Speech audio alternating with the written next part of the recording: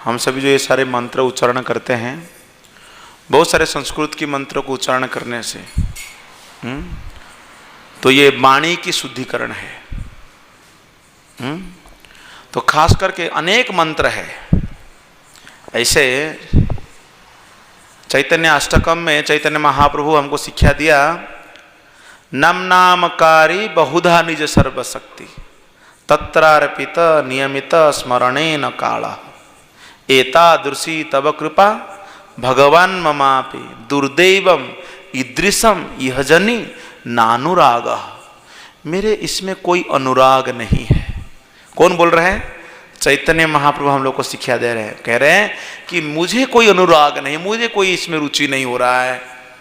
हे भगवान, आपने अपने नामों में अनेक शक्तियां संचारित करके रखा है, लेकिन इन नामों को किसी भी समय जप किया जा सकता है, उच्चारण किया जा सकता है, लेकिन इसमें मेरा कोई रुचि नहीं है। तो श्रील प्रभुपाद जी कृपा से हम लोग संस्कृत जाने या ना जाने, है कि नहीं, फिर भी हमको अनेक श्लोकों को दिया। भगवद्गीता के श्लोकों को उच्चारण करना, भागवत के श्लोकों को, कई अष्टकम को, ये प्रायतः उच्चारण करने से हमारा वाणी की शुद्धिकरण होता है और मन नियंत्रित होता है। तो आज का जो प्रसंग है, चौथे दिवस में हम लोग आए हैं। आज हम चर्चा करें रथ यात्रा। ये जो रथ यात्रा है ये प्रमुख एवं सर्वप्रधान है, उत्सव है। जगन्नाथपुरी में अनेक उत्सव है, भगवान के अनेक वेश है। उन वेशों के बारे में भी हम लोग चर्चा करेंगे थोड़ा बहुत आज श्लोकों में। परंतु इन सभी वेशों में से भी हम लोग क्या चर्चा करेंगे? रथ यात्रा खास करके, और खास कर चैतन्य महाप्रभु रथ यात्रा में किस भाव से हम रथ यात्रा में पार्टिसिपेट करना चाहिए, भाग लेना चाहिए, हमको बताए। और ये जो शरीर है इसको बताया गया है, आत्मानम रथिनम विद्धि शरीरम रथ एवचा। ये शरीर भी एक रथ है ना। गीता में भगवान कहते हैं, क्या कहते हैं? ईश्वर सर्वभूतानां हृदय देशे अर्जुन तिष्ठति भ्रामयाम सर्वभूतानि जंत्र रूढ़ानि माया। भगवान सभी के हृदय में रहते हैं। और ये सब कैसा है? शरीर कैसा है? एक जंत्र की तरह है। एक तात्पर्य में प्रभुपाद जी लिखते हैं कि कहीं अगर कोई व्यक्ति तर्क दे सकता है, क्या बोल सकता है? देखिए, हम सब अगर सब आत्मा है, आत्मा अजर और अमर है, तो इस शरीर को मारने से क्या नुकसान है? शरीर को अगर हम मार देते हैं तो कोई पाप नहीं लगेगा, ऐसा कोई कह सकता है, क्योंकि तो हम शरीर नहीं, हम आत्मा है। लेकिन प्रभुपाद जी समझाते हैं, ये जो शरीर में जो आत्मा है, ये शरीर एक गाड़ी की तरह है। अगर गाड़ी की, आपकी गाड़ी उधर कार खड़ी है और हम हो गए कांच को तोड़ दिए,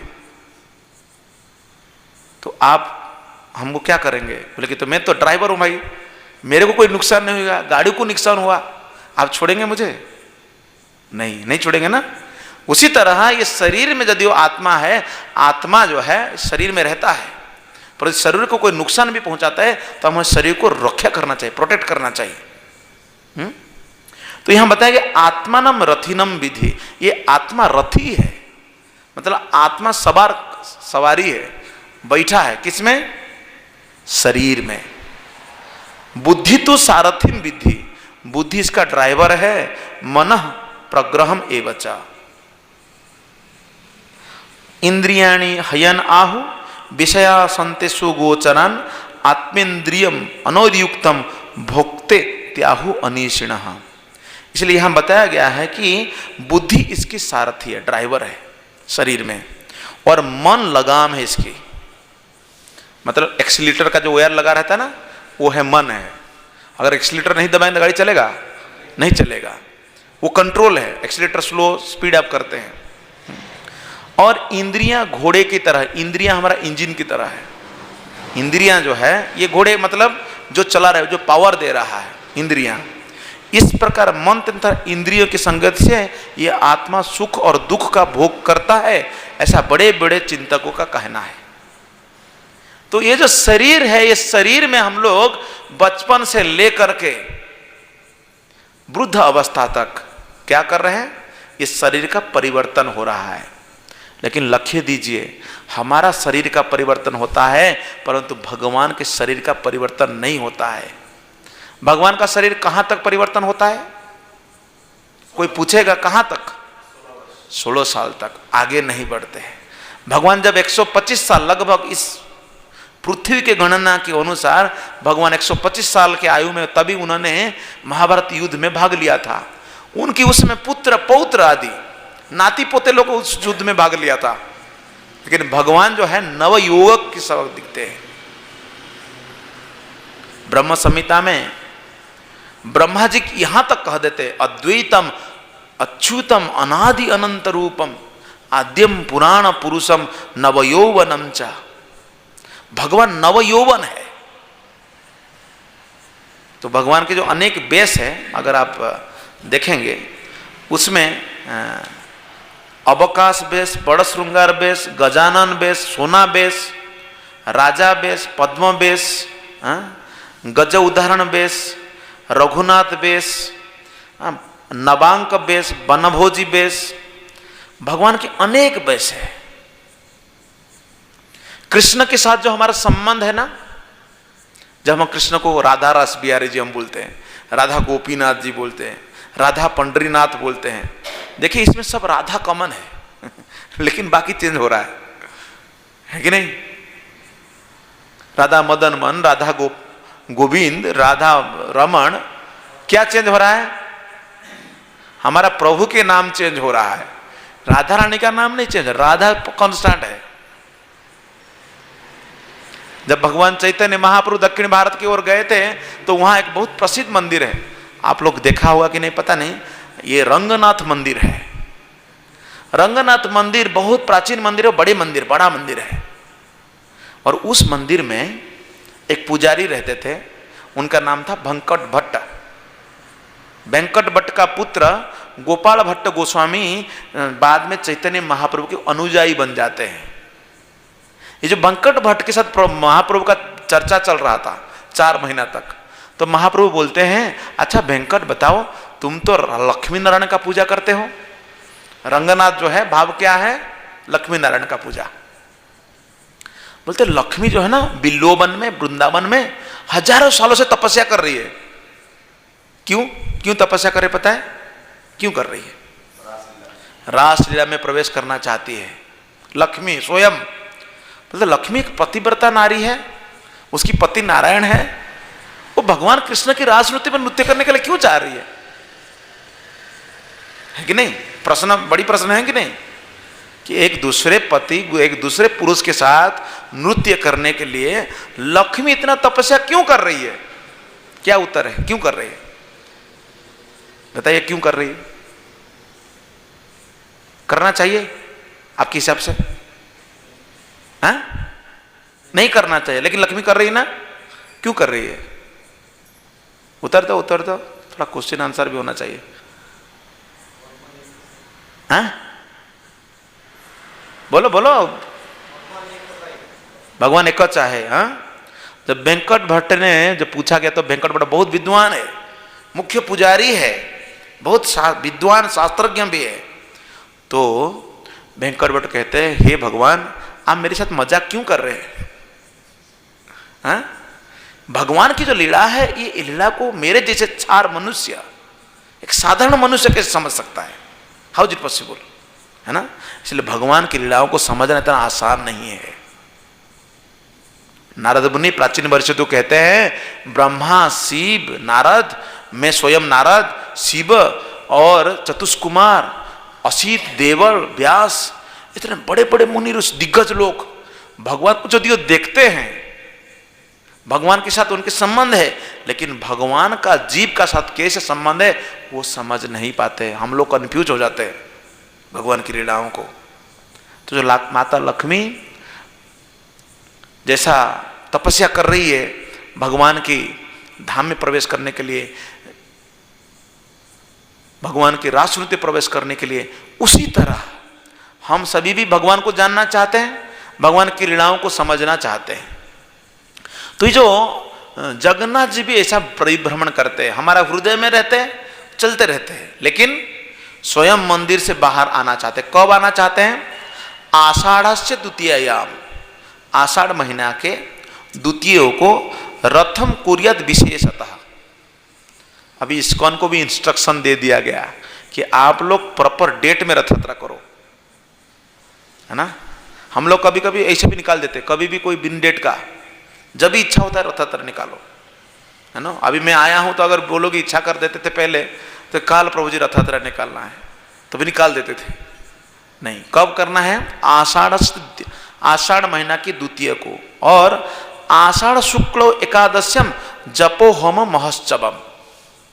तो यहां बताया गया कि द्वितीय को भगवान जगन्नाथ रथ यात्रा करके पुनः शुक्ल एकादशी का वापसी रथ यात्रा करनी चाहिए। हम उसको कहते हैं बाहुड़ा रथ यात्रा। भगवान जाते हैं, कहां से कहां जाते हैं?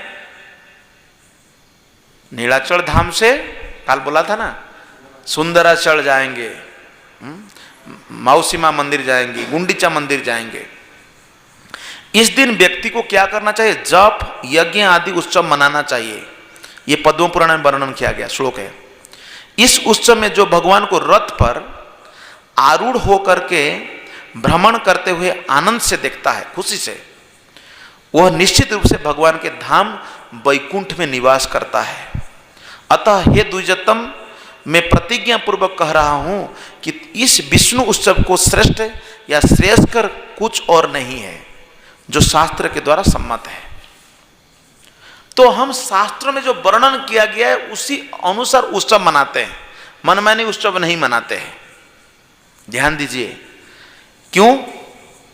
कोई बोलेगा तो हम तो कभी भी रथ यात्रा निकाल सकते हैं, कभी भी यज्ञ पूजा कर सकते हैं। नहीं, शास्त्र के विधि के अनुसार। लेकिन आप लोग को ज्यादा शास्त्र विधि नहीं दिया गया, आपको सिंपल दिया गया जो आप कर सकते हैं। क्या कर सकते हैं आप लोग? हरे कृष्णा कृष्ण कृष्ण हरे हरे, हरे राम राम राम हरे हरे। तो ये जो रथ यात्रा है, ये रथ यात्रा को हम लोग जगन्नाथपुरी में करते हैं और हर जगह में भी करते हैं। मेरा अनुभव मैं बता रहा हूं। पहले मैं इस कोर में आने से पहले तक हमारा गांव से 1.5 किलोमीटर दूरी में रथ यात्रा होता है गांव में। तो उड़ीसा में हर लगभग 25 किलोमीटर के अंदर में एक रथ यात्रा कहीं ना कहीं तो होता है, कहीं ना कहीं। तो मैं जब थोड़ा होशियार बन गया, मतलब थोड़ा आने जाने का हो गया, तब से मुझे हर रथ यात्रा में रथ खींचने की आनंद मिलता था। मुझे क्या आनंद मिलता? एक रथ खींचने का, रथ को, है ना। तो रचने खींचने के, मैं आपको बोल रहा हूं कि मैं हर साल मुझे मौका मिलता था, कहीं भी मैं रहे। मैं ऐसा भी दूर दूर पढ़ाई किया, लेकिन फिर भी मैं रथ यात्रा के समय में आता था रथ खींचने के लिए। एक पहला हो, ये तो बाद में, 2 रथ होता है। तो उसी तरह हम आज देखेंगे चैतन्य महाप्रभु जो रथ यात्रा में, रथ में भाग लिए, उन्होंने किस तरह भाग लिए। चैतन्य चरितामृत में इसके बारे में वर्णन किया है। चैतन्य महाप्रभु रथ के सामने नृत्य करते थे। पहले हम लोग खींचते थे, लेकिन बाद में मुझे समझ में आया कि रथ यात्रा के समय में सामने हम लोग कीर्तन करते हुए जाना चाहिए। तो यहां एक श्लोक है, मेरे साथ बोलिए। सज्जात कृष्ण चैतन्य श्री रथाग्रे ननर्तयः एनासीच जगतम चित्रम जगन्नाथो अपि विस्मितः। ये श्लोक को कृष्णदास कविराज गोस्वामी वर्णन किए। उन्होंने कहा, स्वयं श्री कृष्ण चैतन्य महाप्रभु जिन्होंने जगन्नाथ रथ की सम्मुख नृत्य किया, उनकी जय हो। उनके नृत्य को देख करके जगतम चीरम, ये सारे जगत विस्मित हो गया था। उसके साथ साथ जगन्नाथ महाप्रभु स्वयं जगन्नाथ भी विस्मित हो गए। कई बार हम लोग क्या सोचते हैं कि कृष्ण को हम देखना चाहते हैं, भगवान को हम सब देखना चाहता है। देख पाओगे आप लोग? हाँ, देख पाएंगे हम लोग? देखने की तरीका है। क्या है, कैसे देखते हैं भगवान को? कानों से। कैसा? कानों से। 2000 मसीहा तक अगर आप लोग पहले देखा होगा, क्रिकेट मैच हुआ करती थी, हाँ? उस जमाने में टीवी नहीं हुआ करता था। आप लोग कैसे देखते थे? देखते थे आप लोग? हाँ, देखने की अनुभव होता था वो कमेंट्री सुन करके, है कि नहीं? देखने की अनुभव होता था। ऐसा मानो कि वहां पर जो वर्णन करते थे हम लोग कूदते थे ऐसा, हाँ, आउट हो गया, 6 हो गया। कैसा? सुन करके। इस दुनिया में हम जो भी करते हैं सब कुछ ज्यादातर कार्य सुन के करते हैं, देख करके नहीं। देखना क्या, देखना तो बाद में है। जिसके बारे में हम सुनते हैं उसके बारे में हमारा आकर्षण बढ़ जाता है। अगर सुनोगे नहीं तो आकर्षण बढ़ेगा नहीं। तो भगवान के बारे में जितना सुनेंगे उतना हमारा आकर्षण बढ़ेगा। इसलिए प्रभुपाद जी के गुरु महाराज भक्ति सिद्धांत सरस्वती महाराज कहते थे, कृष्ण को देखने को प्रयास मत करो। क्या कहें? कृष्ण को देखने के प्रयास मत करो, ऐसा कुछ कर लो कृष्ण आपको देखें। कौन सा महत्वपूर्ण है, हम देखें या कृष्ण हमको देखे? कृष्ण हमें देखे, है ना? यही शिक्षा है। तो इसीलिए यहां पर बताया गया है कि चैतन्य महाप्रभु जो कीर्तन किया, इस कीर्तन को देख करके भगवान जगन्नाथ भी विस्मित हो गए, आश्चर्य हो गए। आपके मन में प्रश्न आता होगा, कैसा नृत्य के? हम लोग तो कीर्तन के समय हमारा पैर उठता नहीं, मुंह से शब्द नहीं निकलता, है कि नहीं? कई लोग आप देखा कीर्तन के समय में खंबा की तरह खड़े होंगे साइड में। आप बोलो थोड़ा हरे कृष्ण बोल लो, नहीं बोलेंगे, चुप रहेंगे। एक जर्मन महिला अपने पति को बोल रही थी चांट चांट, उसके पति बोल रहा था क्यांट क्यांट। हाँ, थोड़ा जप कर लो। हम जप नहीं करेंगे। हाँ, CHANT चांट, CANT कांट, है कि नहीं? सेम। कांट मतलब कर नहीं सकते, चांट मतलब जप करना। तो इस प्रसंग को आगे बढ़ते हुए हम देखेंगे, पंडु विजय देखी बारे करिला गमन, जगन्नाथ यात्रा कइलो छाड़ी सिंहासन। जगन्नाथ भगवान स्वयं साल में इस आषाढ़ द्वितीया के दिन अपने मंदिर से निकल जाते बाहर। उससे पहले जगन्नाथ जी बीमार होते हैं अण अवसर। आप देखे होंगे जगन्नाथ जो है, ये जो मंदिर है, ये जगन्नाथ मंदिर क्या है? ये है द्वारिका धाम। भगवान को द्वारिका में जैसा सेवा ऐसा सेवा की जाती है। और वहां पर स्वयं लक्ष्मी रोज 56 भोग बना बना के खिलाती रहती है, भगवान को रोज सेवा करती रहती है। लेकिन भगवान को जब स्नान किया जाता है, स्नान पूर्णिमा के दिन स्नान करवाया जाता है। भगवान को कैसे स्नान कराया जाता है पता है? आप लोग कैसे स्नान करते हैं? आजकल तो शावर टिप देते हैं स्नान। हाँ, जगन्नाथ जी को 108 बड़े बड़े घड़े में मतलब बड़े बड़े मटके में पानी ला करके, वो भी चांदी का बर्तन, वो पानी लाया जाता है सुना कुआं से, और जगन्नाथ जी को स्नान कराया जाता है। और उस जल में हल्दी और विभिन्न प्रकार हर्बल वहां डाला जाता है। जगन्नाथ स्नान इतना कर लेते, इतना करते बुखार हो जाता है। कभी कभी नास्तिक लोग, आज के समय में जो नास्तिक प्रकार के लोग हैं, वो बोलते भगवान स्नान करने के बाद बीमार हो गए, शायद साल में एक बार स्नान किए होंगे। वैसा नहीं है। जगन्नाथ जी जो है रोज उनको, आप लोग जो विग्रह, छोटे विग्रह देखते हैं ना हमारा मंदिरों में, तो भगवान को आचमन के द्वारा भी स्नान कराया जाता है। आप लोग जो आचमन दिखाते हैं ना जल, बोलते इतना छोटा सा चामच में पानी दिखाने से भगवान नहा लेते क्या? दिस इज साइन, अर्पण की जाती है। आप लोग देखा होगा पहले, अगर किसी को आप उपहार देते, भेंट देते, तो आप क्या करते हैं? अगर बहुत सारे लड्डू मिठाई सजा रहा है तो आप क्या करते? छू लेते, थोड़ा हाथ छू लेते। ऐसा है ना?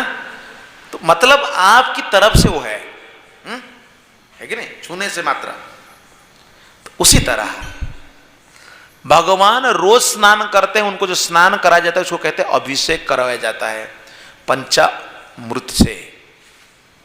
पंचगव्य होता है ना, उसमें से कुछ नहीं होता, जल में थोड़ा दही डाल देने से उसको पंचामृत हो जाता है ना। पंचामृत देते हैं ना हर मंदिर में। हर मंदिर में जाने से जब आप पंचामृत लेते हैं, चरणामृत जो लेते हैं, है ना, रूप गोस्वामी भक्ति रसामृत सिंधु पुस्तक में लिखते हैं, अगर वो व्यक्ति नास्तिक है, पापी है, वो व्यक्ति उस पाप से मुक्त हो जाता है। इतने महत्व है, इतने महत्व है। तो जगन्नाथ जी जब बीमार हो जाते तो 15 दिन तक छुट्टी, अभी छुट्टी लेते बीमार होने के बाद, अगर छुट्टी भी नहीं मिलता सीएल ले लेता आजकल, लीव, है ना। मुझे डॉक्टर जी, एक डॉक्टर मिल रहे थे, बोल रहे थे कि प्रभु जी मुझे टाइम नहीं मिल रहा है, मुझे जाना था वृंदावन जगन्नाथपुरी, लेकिन 2 साल से कोरोना के लिए मुझे छुट्टी नहीं मिल रहा है, क्या करूं। मैंने बोला ले लो छुट्टी बीमार हो गया बोलो। हाँ, बोलते नहीं प्रभु चेकिंग होता है। हाँ? तो जगन्नाथ जी अपने गंभीरा के अंदर रहते हैं, और उस दौरान इस अणअवसर के समय में किसी को दर्शन नहीं होता है। जगन्नाथ जी को जो रोज 56 भोग लगता है, वो 56 भोग नहीं लगता है। उस समय क्या लगता है भोग पता है? ये काढ़ा उड़ा लगता रहता है। भगवान भी थोड़ा काढ़ा उड़ा पीते रहते हैं। हाँ, क्वारंटाइन में रहते हैं 15 डेज तक। आप बोले कि जगन्नाथ मंदिर अगर बंद हो जाएगा तो हम क्या करेंगे, जगन्नाथ जी को कहां दर्शन करेंगे? जगन्नाथ को दर्शन करने के लिए उस समय आप आलारनाथ जा सकते हैं। हम लोग गए थे आलारनाथ, जहां पर चैतन्य महाप्रभु प्रणाम किया है, वो पत्थर में उनकी पूरी शरीर का निशानी अभी भी है। आलवारनाथ वो भगवान का विष्णु स्वरूप है, चतुर्भुज स्वरूप है। उस आलारनाथ भगवान का एक लीला है। वहां पर एक पुजारी रहते थे, उनका बेटा गोपाल, वो रोज भगवान का सेवा कर, मतलब वो भी कभी कभी भगवान का सेवा करता था। उनके पिताजी एक दिन कहीं गए दूर कथा करने के लिए, प्रवचन करने के लिए, ब्राह्मण थे तो गए। तो उन्होंने कहा गोपाल को, गोपाल मैं जा रहा हूं, तुम क्या करना कि भगवान को भोग लगाना। तो ये भोग लगाया, पहला दिन बच्चा गया भोग लगाने के लिए, फर्स्ट डे। तो उन्होंने कहा कि भगवान आप खा नहीं रहे, why you are not eating, please eat, otherwise मेरा पिताजी आएगा तो मुझे मारेगा, आप खा लीजिए। तो भगवान तो ऐसा हम भोग लगाते कभी हमको उच्चिष्ट रूप में पूरी प्लेट मिल जाता है। लेकिन उन्होंने देखा कि खा नहीं रहे, वो बच्चा ने बहुत रोया, बोला कि आप नहीं खा रहे, you don't love me, please come eat. तो बाद में भगवान स्वयं प्रकट होकर के भोजन करने लगे और पूरी साफ कर दी खा करके। तो गोपाल घर में गया, उसकी मम्मी ने देखा, मां ने देखा, बोला प्रसाद, बोला भगवान खा गए। तो उसको भी हैरान हो गई, बोले शायद बच्चा खा गया होगा, आज पहले दिन छोड़ देते हैं। दूसरे दिन वैसा हुआ, तीसरे दिन वैसा हुआ। तो उसकी मां को टेंशन आया, बोला कि अगर भगवान सब प्रसाद ग्रहण कर लेंगे, सब भोग ले लेंगे, तो हमारे घर में खाएंगे क्या? हम तो रोज अर्पण करते हैं और हम उसको ग्रहण करते हैं। तो उनके पिताजी जब वो लौट के आए तो उनकी मां ने कहा ऐसा ऐसा हो रहा है, अब जाके चेक करो। तो उनके पिताजी जाके जब चेक किया, देखा तो सच में खा रहे भगवान आकर के, लेकिन उनको दिखाई नहीं दिया। तो भगवान जो है ना, जो खा रहे थे, तो उस दिन गरम का खीर था, वो खीर उनका मुंह में भी जल गया है, इधर भी जला हुआ है, आप देखेंगे जाए तो हाथ भी एक अंगुली जल गया है भगवान का। तो कभी कभी जो विग्रह है ना, आप बोलते हैं विग्रह खाता नहीं, चलता नहीं, बोलता नहीं, नहीं ऐसा नहीं, विग्रह सब कुछ करता है। बोले हमारा जगन्नाथ भी करेंगे क्या? अगर आप सेवा करेंगे तो हो सकता है आपके साथ भी कुछ ना कुछ लीला हो जाएगा। ये मत सोचो कि भगवान के साथ लीला नहीं होता और कोई लोग रोज सेवा करते, नहीं, भगवान के साथ आदान प्रदान होता रहता है। तो चैतन्य महाप्रभु जगन्नाथ यात्रा को देखने के लिए आए। कैसे आए? अकेले नहीं, अपने संगियों के साथ, संग पांगास्त्र पार्षद, उनका संग कौन कौन है? जय श्री कृष्ण चैतन्य प्रभु नित्यानंद श्री अद्वैत गदाधर श्रीवसादि गौर भक्त वृंद। ये पंच तत्व है। पहला 3 तत्व जो है विष्णु तत्व है, बाकी दोनों भक्त। भक्त अवतार भक्ताख्यम नौमी कृष्ण स्वरूपम। हम उस कृष्ण स्वरूप को प्रणाम करते हैं जो भक्तों के रक्षा करते हैं, भक्त के अवतार है। तो जब महाप्रभु देखने के लिए आए उस समय पांडु विजय हो रहा था। पांडु विजय मतलब आप देखा होगा, जगन्नाथ जी को अपने गंभीरा से बाहर लाते। कितना बड़ा बड़ा जगन्नाथ पता है आपको? कितना बड़ा जगन्नाथ है? कितना लोग उठाते होंगे? 1-2 जन। ये हमारा जगन्नाथ कितने लोग उठाते? हाँ, प्रभु जी बोल रहे थे कि बड़ा करेंगे बड़ा करेंगे। मैंने कहा कि बड़ा उठा नहीं पाओगे। वो बोले तो उठा ही लेंगे, हम बड़ा करेंगे। पाचोरा वाले भी ऐसा बोल रहे थे, उनको मना में कर रहा था बड़ा मत लाओ, लेकिन बड़ा लाए तो उसको 5-7 लोग उठाना पड़ेगा। और वहां पर रस्सी से उठाते, ऐसे नहीं उठाते। जनरली इतने बड़े बड़े जो विग्रह हमारे जो लोकल एरिया में होता है तो उनको उत्तरी में, जैसे हमारा मेरा उत्तरी होता है ना, वो उत्तरी में बांध करके बड़े बड़े सुंदर सुंदर कपड़े में बांध करके ऐसा उठाया जाता है। 4 लोग एक डोर में दामोदर जैसा ना ऐसा बांध दिया जाता है, एक नीचे 2 लोग पकड़ेंगे और दोनों बाहों को 2। और हमारा जगन्नाथ जी के हाथ है जो है ना, बड़ा स्ट्रांग हाथ है, ये खुलेगा नहीं, इतना टाइट करके किया गया है, बहुत मजबूत है। जनरली जो ऐसा छोटा विग्रह बनाया जाता है ये खेला ठोक देता है, इधर कभी कभी निकल जाता है हाथ, लेकिन ये हाथ निकलने वाला नहीं, ये पूरा फिक्स है। हाँ, तो जगन्नाथ जी को ऐसे झूला झूला कहलाते हैं, ऐसा झूला झूला कहलाते हैं, उसको कहते हैं पंडु विजय कहते हैं। तो जगन्नाथ जी कैसे आते देखो, ऐसे आते हैं और उनकी सर पे मयूर पंख का पूरा बहुत आप देखा होगा अगर टीवी में भी, जब रथयात्रा के समय में ऐसा ऐसा होता है ना, ऐसा ऐसा आगे पीछे। हम बोल लेते झूल रे हाथी झूल बा पानी खाई फूल, हम बचपन में ऐसा गाते थे। वो हाथी जैसा आता है ना, हाथी झूल रे हाथी झूल, ऐसा। तो जगन्नाथ जी ऐसा आते हैं। तो जगन्नाथ जी ऐसा क्यों आते आ रहे हैं? वो महाभाव स्वरूप है, अर्थात उनकी जो भाव है, हाँ, बहुत आनंदित है, बहुत खुश है। In the intoxicated form, English में बोलेंगे तो, जैसे कि उदाहरण देता हूं, कोई व्यक्ति गांव में नशा पान करता है, बेवड़ा आदमी, हाँ, अभी नशा में टेर है वो, आप उसके पास जाते हैं, भैया भैया दे दो ना 100 रुपया। 100 रुपया कसं काय? माझी जरूरत आहे। अरे काय 100 रुपया मांगतो? मांग ना 500 रुपया, 1000 रुपया, मैं देतो ना। वो 1000 रुपया आपको निकाल के देता है। क्यों क्यों दे रहा है ऐसा?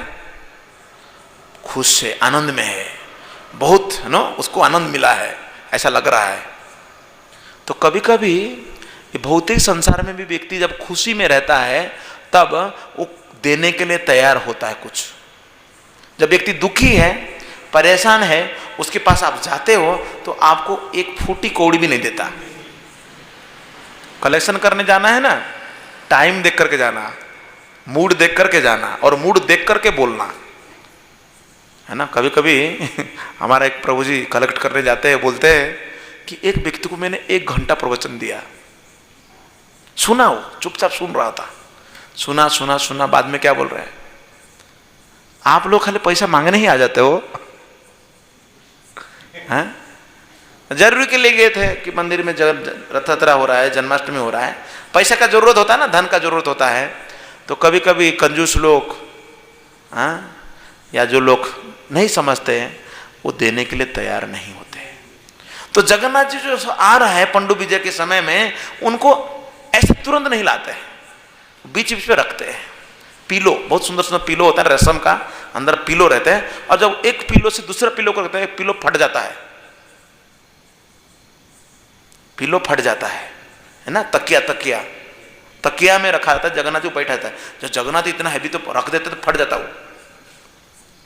एक दर्जी था दिल्ली में, वो दर्जी दिल्ली में था, वो भगवान के लिए वहां से ना, वहां पर वो एक बार क्या हुआ, नवाब के लिए तकिया बना रहा था, बड़े बड़े पीलो बना रहा था, ऑर्डर था उसको, तो बना रहा था वो नवाब के लिए। लेकिन जगन्नाथ जी को भक्त था वो, इसीलिए जगन्नाथ को अर्पण कर दिया एक दो पीलो। जगन्नाथ जी के भक्त था, वहां पर वो बनाता था, लेकिन भाव था, वो उतना दूर में था। तो रातों रात पीलो आ गया, वो इधर ध्यान से देख रहा है, पीलो गया है अभी, और वहां पर जगन्नाथ जी उसके ऊपर बैठ रहा है, और पीलो फट करके उसकी रुई जो है आसमान में उड़ रहा है, वो देख रहा है। तो टाइम आया डिलीवरी का, और डिलीवरी किया ही नहीं पीलो।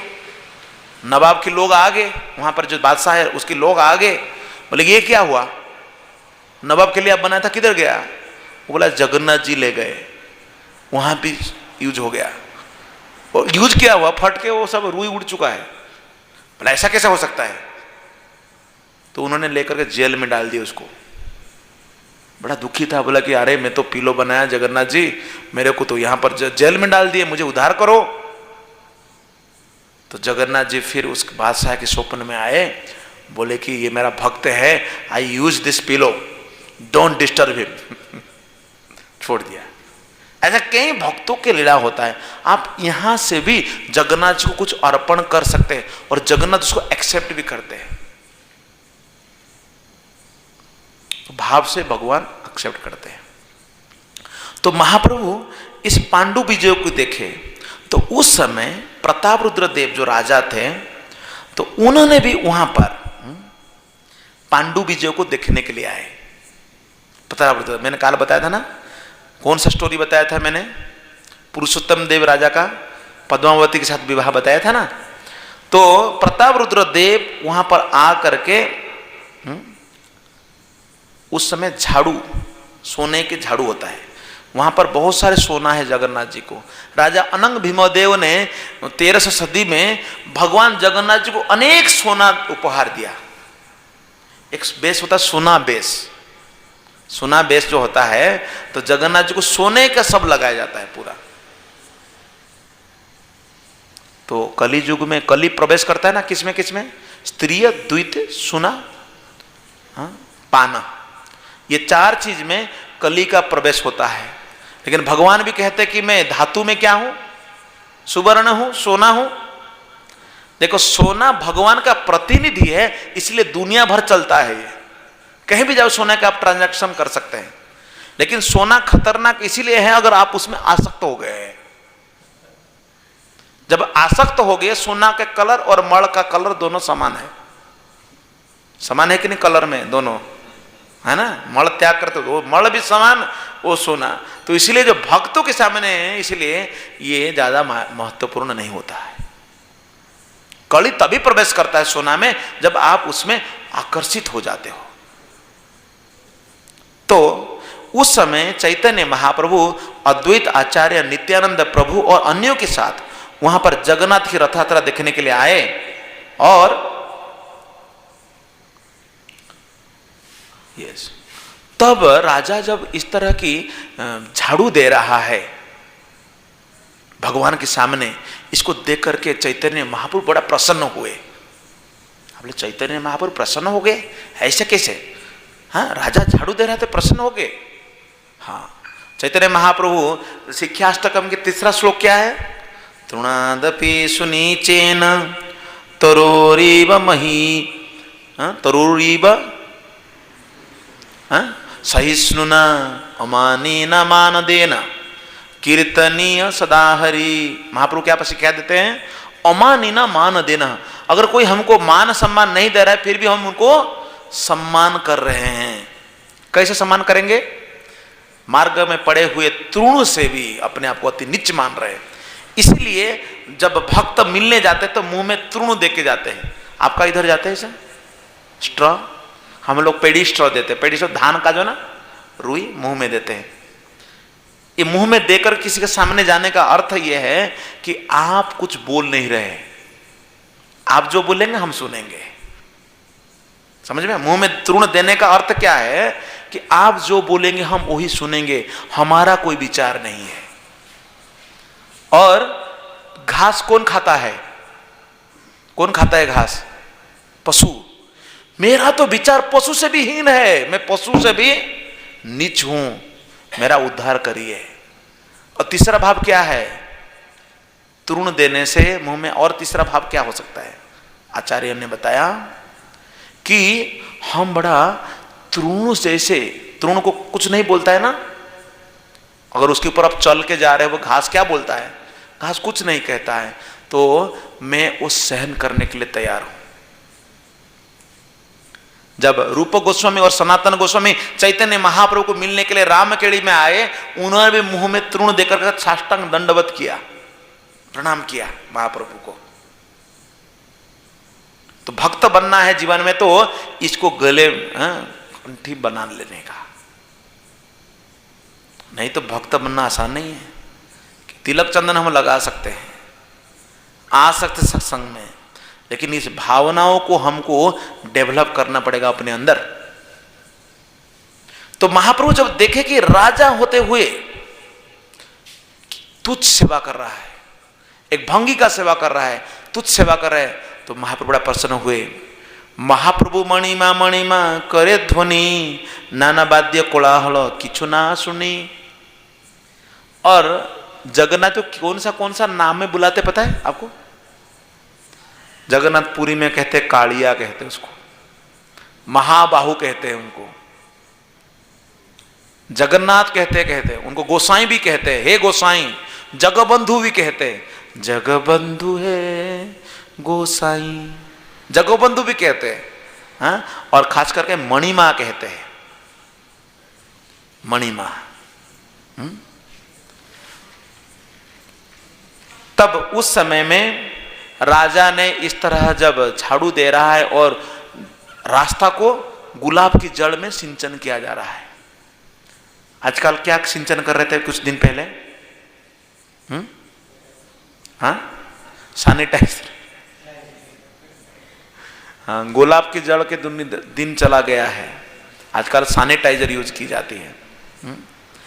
तो उस समय में सभी जो थे, रथ यात्रा का जो सुंदरता, 3 रथ होता है।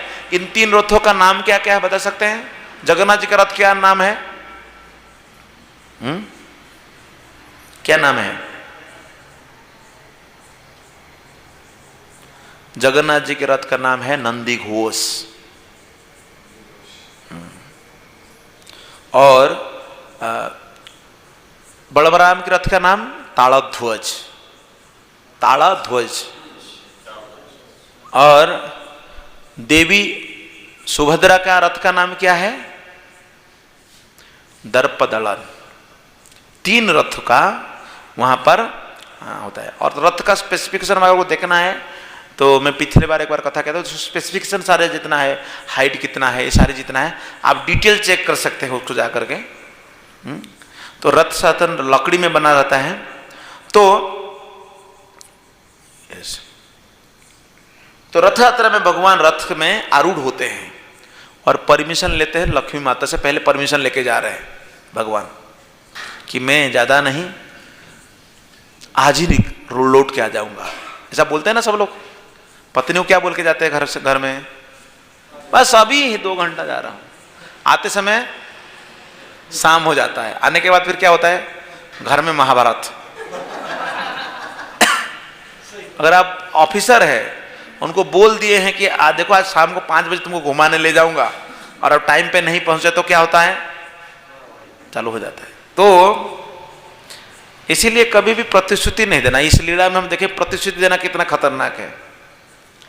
गौड़ सब रथ टने कोरी आनंद। और जगन्नाथ जी के रथ को भक्त लोग खींचते हैं, उनको कहते हैं गौड़ा।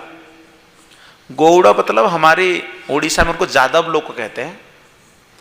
जादव मतलब ग्वाड़ बालक। तो मैंने कल कहा था, जब गोपियां भगवान कृष्ण को देखती है कहां पर? कुरुक्षेत्र में। तब गोपियां बोलती हैं this is not the place, चलिए आप वृंदावन, उसी भाव को आगे चल के श्लोक में कृष्णदास कविराज गोस्वामी लिखते हैं इस बात को। जब घोड़ा लोग खींच रहे हैं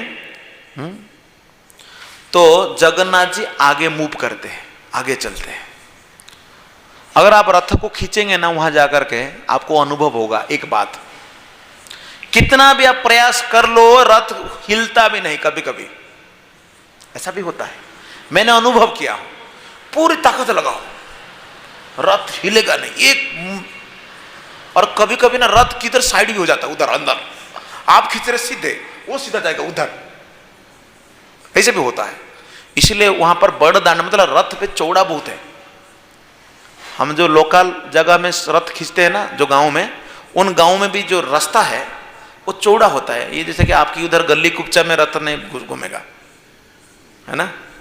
हम वो कल्याण में रथ यात्रा किए थे तो वहां पर रथ घूमने को टेंशन था। पहले तो एक बार चेक करके आए भाई इस रूट में जाएगा रथ, है ना, लेकिन वहां बड़ी रास्ता होता है। कभी कभी क्या बोलते हैं, कृष्ण स्थिर हो या रहे, कभी कभी कृष्ण आगे नहीं बढ़ता है, खींचने के पास में नहीं जाता है। ईश्वर इच्छाए चढ़े ना चढ़े कर बोले, स्वयं अपने इच्छा से जगन्नाथ जी मूव करते हैं। मैं आप लोग को हमारा जुहू मंदिर में जब हम लोग पहली बार रथ को लेके आए तो उस समय जगन्नाथ जी को लाए तो दादर स्टेशन से जुहू मंदिर को आने के लिए हार्डली 1-1.5 घंटा लगेगा। कितना समय लगा होगा हम लोग आने के लिए? दादर से जुहू आने के लिए हार्डली 2-2.5 घंटा भी ज्यादा से ज्यादा पकड़ो, ट्रैफिक हो गया तो कितना समय लगा होगा? हाँ, 5-7 घंटा लग गया। जगन्नाथ जी अपने इच्छा से चलते हैं। हम लोग कभी कभी सोचते हैं हाँ जगन्नाथ जी तो बैठे हैं, हम कुछ नहीं, वो देख रहे हैं हम सभी को, हम कितने कितने बड़े बड़े भक्त बन रहे हैं, हम कितना आगे घूम रहे हैं, वो सब देख रहे हैं हम लोगों को, है ना। तो जगन्नाथ जी अगर चाहते हैं ना तो मूव करेंगे। ये रथ यात्रा में अनुभव होता है। तो उस समय चैतन्य महाप्रभु भक्त लोगों के साथ लेकर के उन्होंने भी, जैसा मैंने कल बताया था, क्या किए थे, पहले गुंडीचा मार्जन किए थे, उसी तरह चैतन्य महाप्रभु रथ को खींचने के लिए भी गए। राधा भाव द्वितीय सुबलित नौमी कृष्ण स्वरूपम, चैतन्य महाप्रभु राधा का भाव में है। राधा का भाव में होने से कृष्ण को राधा जब मिल रही है, कैसे मिलेगी? हाउ? कृष्ण को जब राधा मिल रही है तो कैसे मिल रही है? बोलिए, सैत परण धन पाइनु जहा लागी मदन दहने झूरी गेनु। तो महाप्रभु बोले, oh today I meet my lover, बहुत दिनों के बाद आज मैं मिल रहा हूं, है ना। कभी कभी आपका कोई जिगरी दोस्त है, अगर उनको आप बहुत सालों के बाद मिलते हैं तो कैसा लगता है? आप क्या कहते हैं? अगर रोड पे मिल गया बहुत सालों, मतलब 10th स्टैंडर्ड, मतलब बचपन का दोस्त है, बड़ा जिगरी दोस्त था, बहुत साल, क्या कैसे मिलते हैं हम?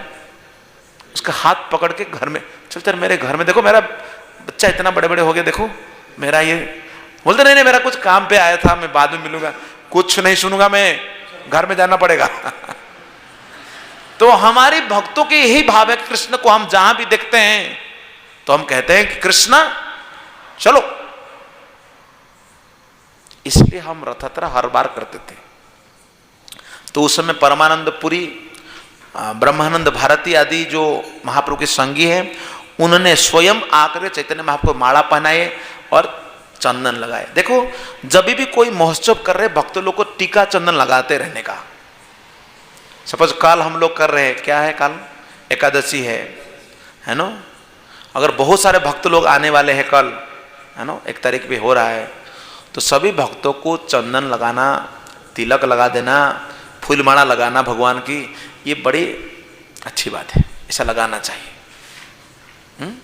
भक्तों को स्वागत करना चाहिए ऐसा। तो ये सब स्वागत किया उन्होंने, और उस समय चैतन्य महाप्रभु 4 ग्रुप बनाए कीर्तन करने के लिए, 4 ग्रुप से बताए। 4 संप्रदाय होइल 24 गायन, 2 मृदंगाख्य होइल 8 जन, 2 जन मृदंग बजाने वाले, करताल बजाने वाले, और 4 ग्रुप बनाया। आप बोलते ग्रुप नहीं बनना चाहिए? ग्रुप बनना चाहिए। महाप्रभु ने ग्रुप बनाया। देखो क्यों ग्रुप बनाना चाहिए? प्रचार को बढ़ाने के लिए। अलग अलग महाप्रभु बनाते थे कि आप एक ग्रुप, इसकी मुखिया ये है, उसकी मुखिया ये है, उनकी मुखिया ये है, ऐसा ग्रुप बनाया जाता है ताकि प्रचार ज्यादा हो सके। अकेले क्या करेंगे? अकेले कुछ कर सकते हैं? नहीं। तो इसलिए जब 4 ग्रुप बने, तो महाप्रभु ने 4 पार्टी में डिवाइड कर दिए। किनको किनको? नित्यानंद प्रभु एक में लीडर, दूसरे में अद्वैत आचार्य, तीसरे में हरिदास ठाकुर, और चौथे में बक्रेश्वर पंडित।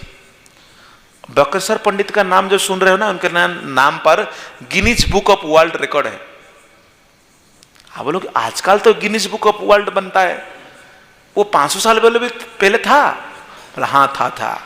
क्या था, क्या रिकॉर्ड है मालूम है? बक्रेश्वर पंडित के नाम पर उन्हें लगातार 72 घंटा तक कीर्तन किया, नाचा। 72 आवर्स कॉन्स्टेंटली ही डांस्ड। आप नाच सकते हैं? हमारा भक्त लोग 4-5 घंटा, मैं तो खुद 6 घंटा नाचा हूं, 5-6 घंटा कॉन्स्टेंटली। हम लोग पहले बहुत नाचा था, इतना नाचा था, रात को आता था ना, मेरा पैर बहुत दर्द होता था, जू बुझ जाते नाचने कहीं भी। और मैं पहले 2-3 साल तक इतनी नाचा, मेरा हार्निया प्रॉब्लम आ गया, इतनी नाचा। मुझे नाचने को बहुत अच्छा लगता था, मेरा पैर रुकता नहीं था। अभी भी नाचता हूं, कभी कभी ऐसा होता था नाचता हूं। नाचना चाहिए, धूम नाचो भगवान के कीर्तन में।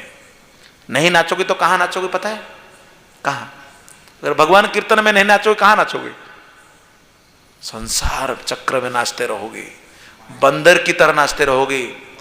इसलिए मुचुकुंद महाराज ने कहा, मैं एक राजा हूं, लेकिन जब मैं विश्व को जीत कर आता हूं, अपने महल में प्रवेश करता हूं और महल की अंतपुर में जाता हूं, मेरे पत्नियों के सामने मेरे पत्नी लोग मुझे बंदर की तरह नचाती रहती है। उनकी सारे ख्वाहिशें पूरी करता रहता हूं। वो बोलते हैं, मुझे लोग बोलते हैं महाराज, लेकिन मैं काय का महाराज? कौन सा महाराज? घर के अंदर तो मैं तो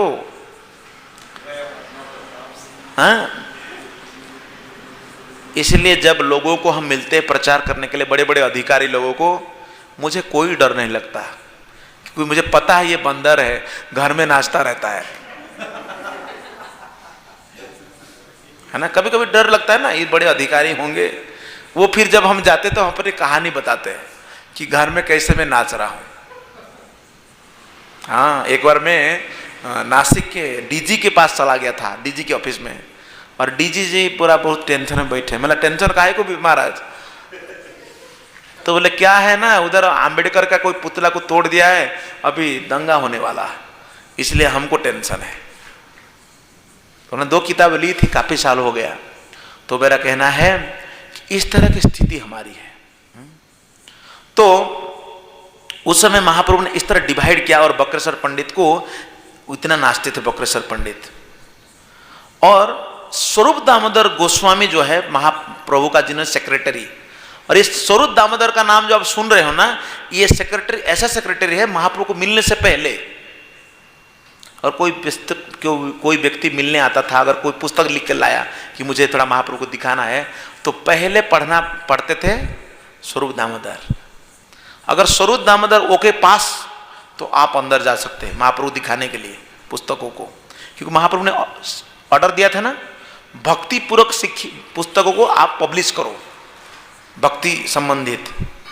तो एक व्यक्ति एक पुस्तक लिख करके लाया था, ये जो जगन्नाथ ये अचल है ये चलते नहीं। और क्या लिख रहा है? स्वयं चैतन्य महाप्रभु चल रहे हैं, तो इसलिए वो भगवान अच्छा है। रिजेक्ट इसमें भाव नहीं है। इसलिए कभी कभी आप लोग भजन गाते हो, मराठी भजन हो, गुजराती भजन हो, हर देश में अपने बोलते लोग कि हम लोग गाना चाहिए अपने, उस भजन के भाव को चेक पहले कराओ, उस भजन में जो भजन लिखा है, जो कवि जिन्होंने जो लिखा है, इसके भाव क्या है पहले चेक कर लो।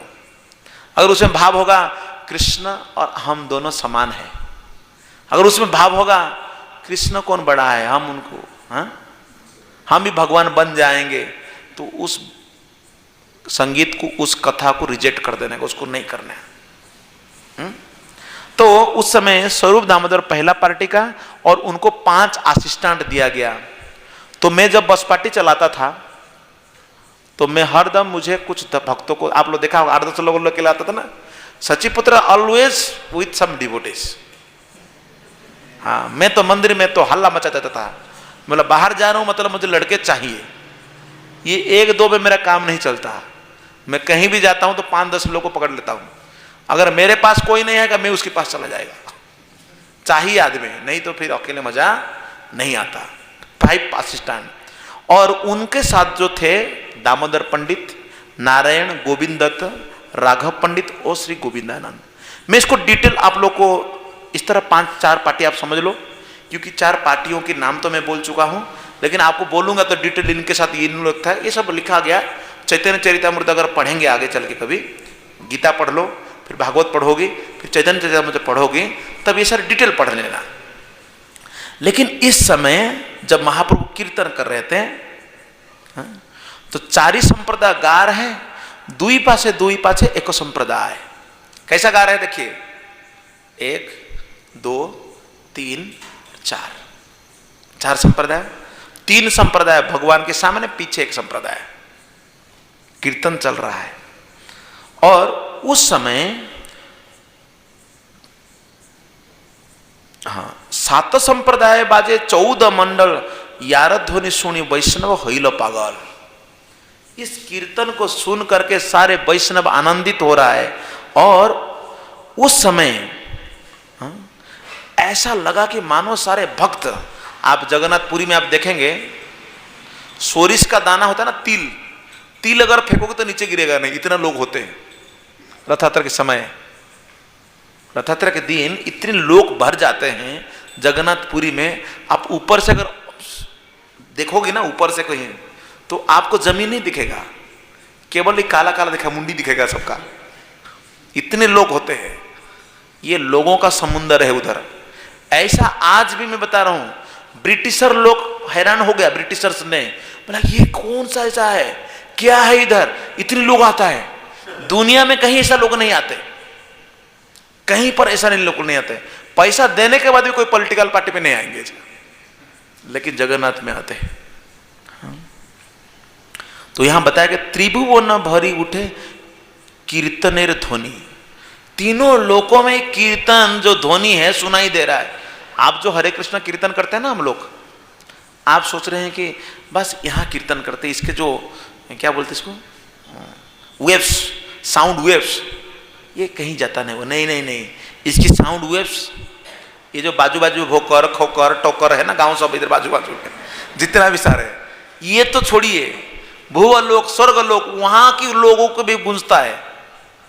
जब अघासुर का वध हो जाता है, तब उसकी न्यूज, जब देवता लोग नागड़ा वगैरह बजाए ना, तो ब्रह्मा जी बोले कहां बज रहा है ये। तो ब्रह्मा जी चेक किया वहां से, बायोमीटर मतलब उनकी कौन सा दूरबीन से चेक किया उन्होंने, बोला कहां पर इतना शोर शराबा कीर्तन चल रहा है। अघासुर नामक असुर के भगवान कृष्ण ने वध कर दिया, इसलिए ब्रह्मा जिसकी 4 मुंडी है, 4 हेड, और उसकी शरीर पूरी तरह से मेंदू में बना हुआ है, जो हमारा जो ब्रेन उस सब्सटेंस से बना हुआ, वो ब्रह्मा अपने हंस के ऊपर बैठ करके वृंदावन में आकर के यमुना की किनारा में भगवान कृष्ण को चेक करने के लिए आ गया, कैसे भगवान है, कैसे इतना बड़ा अघासुर को मार दिया। तो आप ये मत सोचो कि हम यहाँ कीर्तन कर रहे हैं सुनाई नहीं दे, नहीं। प्रभुपाद जी ने एक बार, उनके शिष्यों ने उनके लिए एक बड़ा मीटिंग का आयोजन किया था, बड़ा पंडाल लेक्चर का।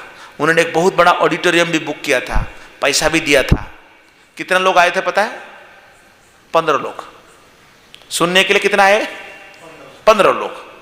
तो बाद में भक्त लोग जाकर प्रभुपाद जी को बोल रहे हैं, प्रभुपाद जी हम लोग बड़ा दुखित है, हम लोगों ने ना आपके लिए इतना बड़ा आयोजन किया लेकिन 15 लोग ही आए। तो प्रभुपाद जी बोले कौन कहा 15 लोग आए हैं? यहाँ पर नारद, असित, देवल, व्यास आदि सभी मुनि ऋषि लोग आए हैं, तुम लोग को दिखाई नहीं दे रहा है? भक्त उनके गुरु महाराज तो कहते थे प्रीच टू द वर्ल्ड्स, क्या बोलते थे?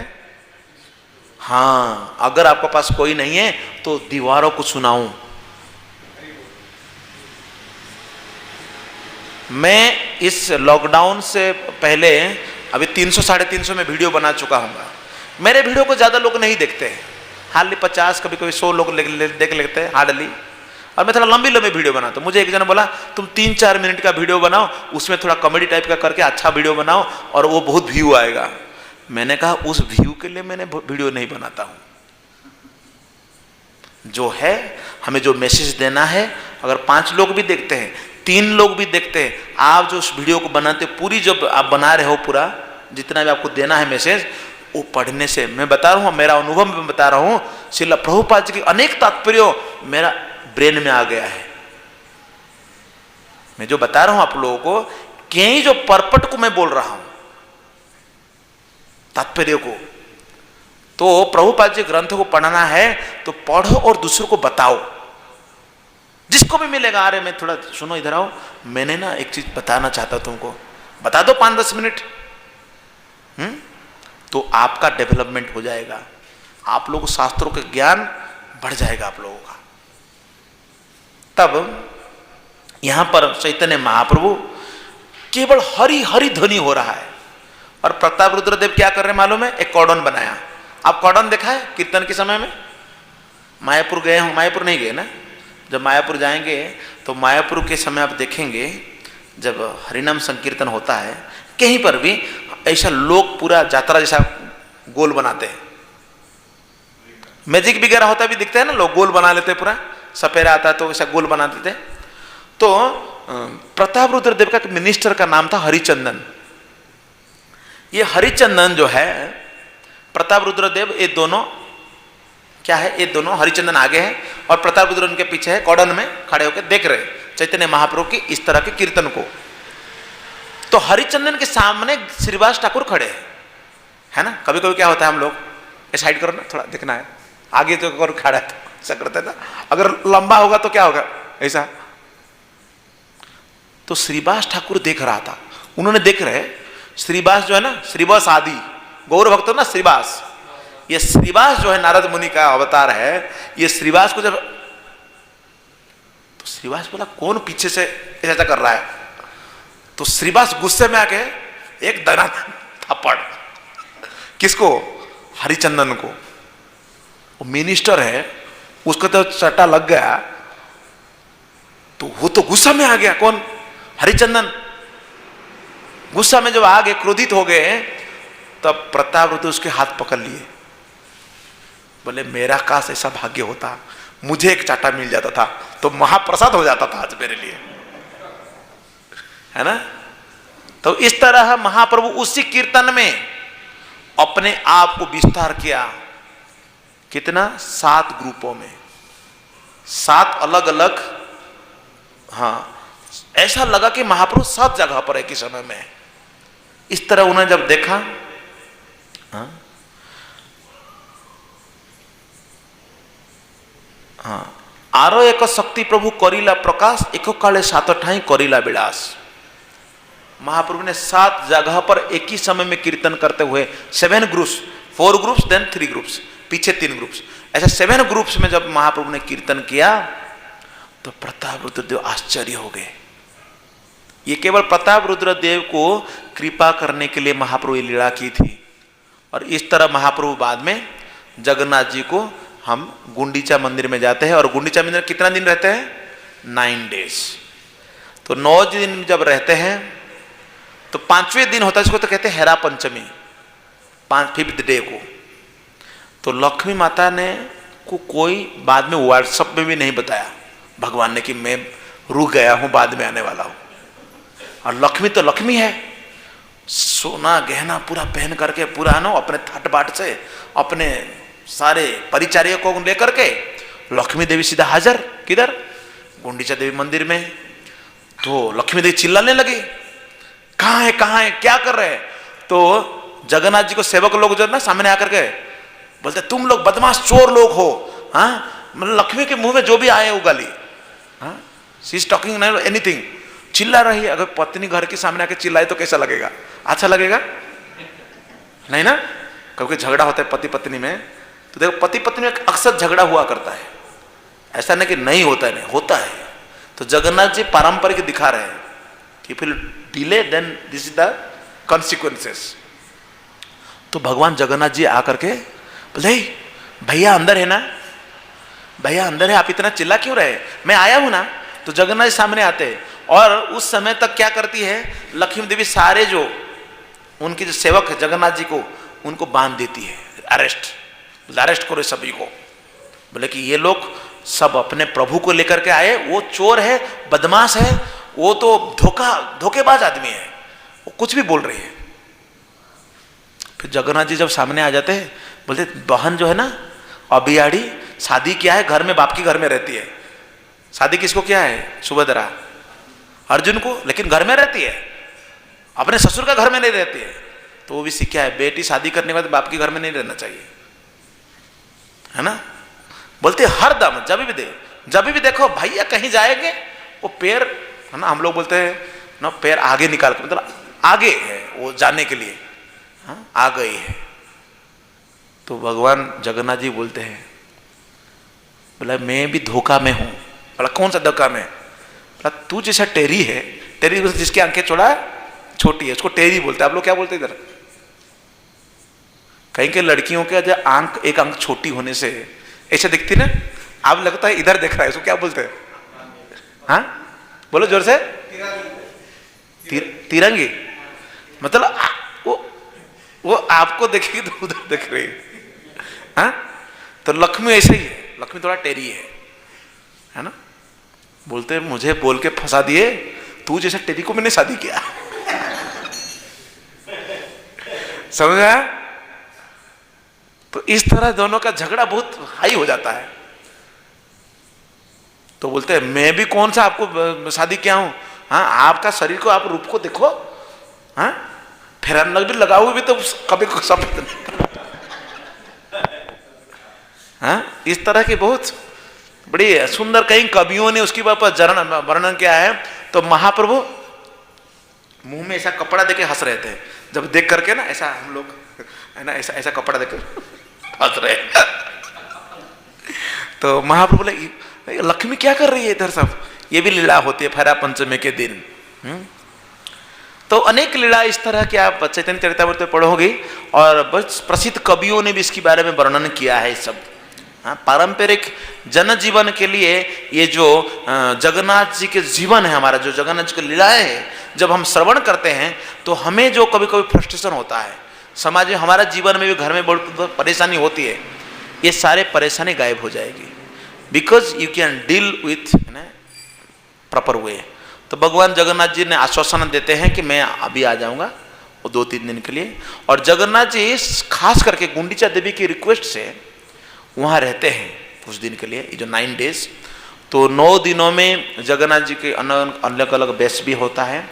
तो कल हम लोग थोड़ा वेशों की चर्चा करेंगे, और उसके साथ साथ कल जगन्नाथ जी का प्राकट्य के बारे में चर्चा करेंगे, है ना? क्योंकि जगन्नाथ जी कथा करने के तो काफी दिन लगता है। जनरली 7 डेज का कथा करते हैं, और थोड़ा स्लाइड वगैरह होता था, फोटो वोटो। तो आपको जो है मैं छोटे छोटे मंदिर बेसों को दिखाऊंगा, तो वो बेसों को देखने, हाँ ये सुना बेस है, ये गजब बेस है, ये नागार्जुन बेस है, इन बेसों को देखना, हाँ इस तरह के बेस होता है। अभी क्या है, कोई स्लाइड वगैरह भी नहीं है। हाँ, हमारा टेम्पल इतना थोड़ा अभी, आप लोग ज़्यादा से ज़्यादा अच्छा से भक्ति करोगे, और तो इसे इस मंदिर और थोड़ा अच्छा बन जाएगा। तो फिर हम बाद में जब कथा करेंगे, तो आप लोग को नेक्स्ट टाइम जब आऊँगा कथा करने के लिए कभी, तो आप लोगों के लिए मैं स्लाइड्स लेके आऊँगा, ताकि स्लाइड शो भी चलता रहेगा, तो पीछे फोटो वोटो थोड़ा देखेंगे ना। अच्छा, कथा में क्या है, इन्फॉर्मेशन होता है। तो इन्फॉर्मेशन को अगर ज़्यादा उसमें इन्फॉर्मेशन रहेगा तो आप थोड़ा देखोगे तो आपको समझ में आएगा। मैं खाली बोल रहा हूँ तो थोड़ा, है ना, ऐसा।